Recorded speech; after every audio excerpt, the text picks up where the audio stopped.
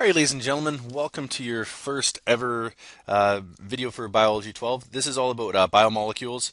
We already did part one as just the biochemistry introduction in class, so we're going to get right into water, which we did a nice little few demos on during the day, and then now we're going to talk about acids, bases, and buffers as well. All right, so let's get started. So as you guys, we talked about in class already, water is pretty important in terms of the living organism. It's the most abundant. We talked about it being polar, which means it has an unequal sharing of electrons. So since the oxygen's gained 2 electrons, it'll have a slightly negative, and both of these will have slightly positive ends because of the sharing of electrons. And what this tends to lead to is hydrogen bonding.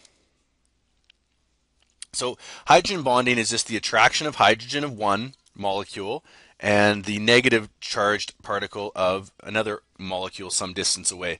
For hydrogen bonding, we're usually just talking about water. And so what it looks like is we have our water molecule with its charged ends. And what happens is it is attracted to other water molecules. And so what it does is it creates this bond, this special attraction. So attraction between those, attraction between those, attraction between those, attraction between those. So these special hydrogen bonds create a lot of great situations for water in the human body in order for us to facilitate all the different functions. Okay, so you might want to pause that down so you can get your hydrogen bonding diagram written. So properties of water, we looked at these in pretty good depth in class, but now I just want to make sure that you guys have the actual notes and the template for it.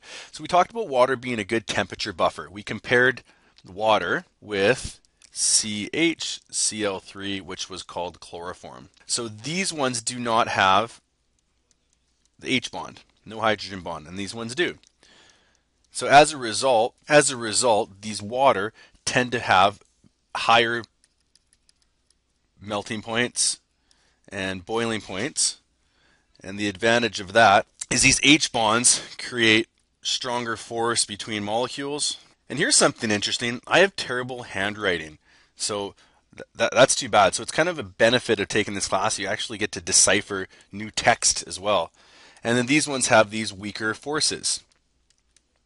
So as a result, you need to put in more energy in order to break apart those molecules compared to this. And that's why it acts as a good temperature buffer, because the temperature doesn't have much of a reaction or a fluctuation effect on this water molecule. So universal solvent, we talked about this as well, where we have our water molecule. We have our water molecule. And then we have some other molecule. So this as well has given an electron to this chlorine ion. And these negatives, positive, negative, and positive. So what happens when these get into the same area, when you put sodium chloride in water, it creates these new forces. And the new force is going to be created between here and with the sodium chloride. So these bonds are created here, here, here, here, here, here. And what happens is it basically pulls apart these sodiums from the chlorines, and we end up having sodium and chlorine, which are small enough and are going to be dissolved in water. And lots of practical applications of this in our body, because we need to have solutes, which are the solids, the molecules, need to be dissolved in water, which we essentially is blood, in order to be transported. So all of these nutrients in our blood wouldn't be able to be transported unless water has this property of being able to be the universal solvent.